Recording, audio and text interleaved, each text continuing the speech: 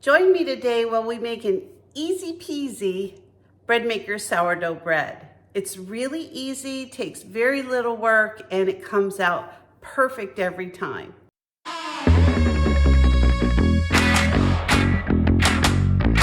So you can do this one of two ways. You can either activate your starter the night before, and then you can, fix and bake your bread the next day, or you can actually activate your starter in the morning and let it, ferment throughout the day, and then you can bake your bread the next morning. Whatever's easier for you. So I have a starter that I got from Breadtopia. I'm gonna link the description on how to activate a starter that you get, and it'll just bring you kind of to this point. So my starter has been in the refrigerator for, I don't know, a week. I guess I baked bread a week or two ago. And so yesterday what I did was I took some starter out of my jar and I activated it. So let me tell you the ingredients that I used to activate my starter. Now I did this in grams because I know that it works really good, but I took out 25 grams of my sourdough starter that was in my refrigerator. And to that, I added 50 grams of flour and 50 grams of water. Now I use a distilled water. I don't take anything out of the tap when I'm making bread, just in case there's, chemicals or chlorine or what have you. I do the same thing with my canning. I just want to make sure that, whatever I'm putting into the bread, it's going to be, it's going to be clean. So last night I started my starter and I activated it and I just let it go overnight. So this morning it was nice and bubbly and ready to go, and this is how I make the bread from that point. So to our sourdough recipe, we're going to add 3 cups of bread flour. I have 3/4 of a cup of my activated starter, which I did last night, and I'm going to leave the description below how to make this. It's very, very easy. Well, how to activate it. And then I've got a cup of lukewarm water, 1/2 teaspoon of sugar. So I'm going to add the ingredients all to my flour, the water, and I know that this is how much starter that it made. I made it last night, and each time I make it, I use all of the recipes. So I'm just going to take it out of the jar here. Nice and bubbly, has that really strong sourdoughy smell. So I'm just going to put every drop of that in my mix here.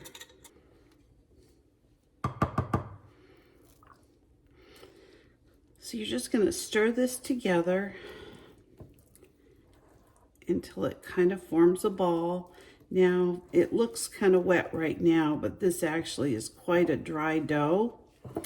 And as soon as you get it put together, it's going to be, very dry looking. And that's okay. That's what it's supposed to look like. Don't add any additional water. You want it to be like this. It's not going to be a dough that's going to be real, it's not going to be a real wet dough. It's going to look kind of like it's not working, and that's okay. That's exactly how it's supposed to look. Now, this is a no yeast dough, so the dough is definitely different. No question about it. So all I'm going to do, I've got clean hands. I'm going to just try to bring it together a little tiny bit. I'm not going to work the dough too much, but I do want to try to form it into a ball. Just like so, the best that I can. And we're going to let this just sit for a couple of minutes, and then we're going to put it in our bread maker. All right, so we're going to leave that for just a couple minutes. I've got 1 3/4 teaspoon of salt. I'm going to just leave that to the side because I'm going to pour that over the bread when it gets into the bread maker. So cover your sourdough mix with a damp tea towel, and then you're going to just leave the salt next to it so you can put it in the bread maker, and you're going to leave it on the counter to rest for about 25 to 30 minutes. Okay, so it's been 30 minutes, so I'm just going to take my bread out of the bowl, and I'm gonna just put this big lump of dough right here in my bread maker. Just make sure to get as much of the flour out as possible. There we go. And then all we're gonna do is add our salt to the top of that. And I have that set for the dough cycle, so all I'm gonna do is start it. And then as soon as this is done, I'm actually just gonna let it rest inside of my bread maker for 2 or 3 hours. So I will check back with it later this afternoon, and it can sit here a while, nothing's gonna hurt it, and I'll show you the next step. So this is what my dough looks like after it comes out of the dough cycle. It's sitting in the bread machine, and all I'm gonna do is shape this into a loaf, and then I'm gonna put it into the refrigerator.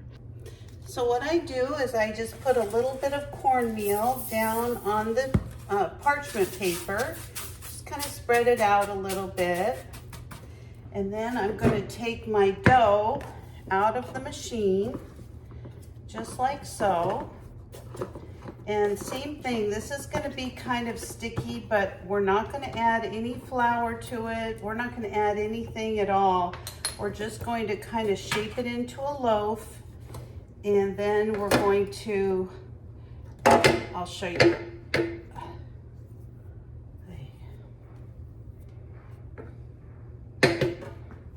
So we're gonna take this sticky loaf, and it's very hard, but all I'm gonna do is just kind of shape that into a loaf of bread. And for me, I kind of like a little elongated shape. That works perfect.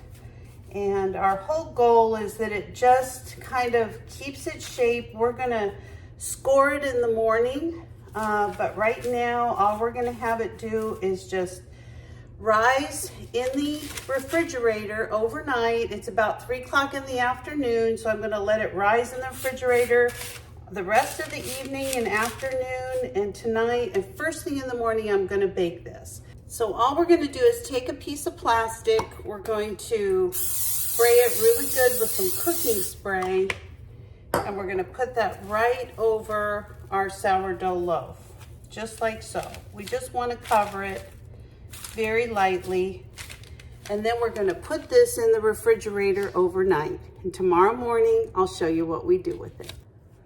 So I just got my sourdough loaf out of the refrigerator. It's been proofing all night long, and I'm gonna show you the next step.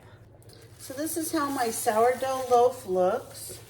All I'm going to do is just put a little tiny bit of flour on the top of this, and then I'm going to score it so that I can, so the loaf can rise and it doesn't, you know, it turns into like the sourdough loaf that you're used to seeing. So what I do 2 things. I take a sharp serrated knife, and I just kind of cut down the middle of it. You just want to cut a little hole into the bread. And then I take a sharp pair of scissors, and I just kind of make a little design. I just do maybe 3 or 4 of these on each side, just because after it rises, you'll see it's gonna look so pretty. So I've got my oven preheating. As soon as it gets up to 450 degrees, I'll show you the next step. So I've got my oven preheated to 450 degrees, and I have a pan on the bottom. Now don't be alarmed, it's gonna steam a little, but you wanna pour a cup of water, a cup to a cup and a half of water in there, and then you wanna put your bread inside of the oven. And I just put it on a middle rack, and I'm gonna bake it for anywhere from about 40 to 45 minutes. I'll be back as soon as it's done. So I've just taken my sourdough loaf out of the oven. As you can see, it's done, it's ready, it's absolutely gorgeous.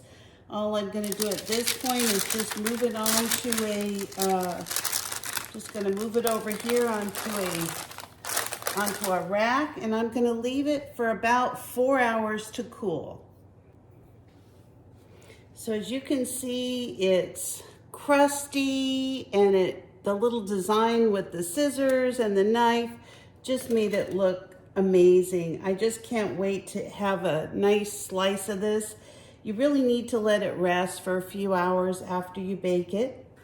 So thank you for joining me today. Don't be afraid to try stuff like this. And this is such a game changer, making this sourdough bread in my bread maker. So I hope you'll give it a try. I'm gonna link the description above how to do the sourdough starter. And I'm also gonna do a link on how to do the sourdough bread, how to bake it if you're just baking it without a bread maker. So this I find much easier. It comes out just perfect. You just can't even hardly make a mistake. So enjoy. I hope you've enjoyed this video. Please give me a thumbs up and consider subscribing. Have a great day. Bye-bye.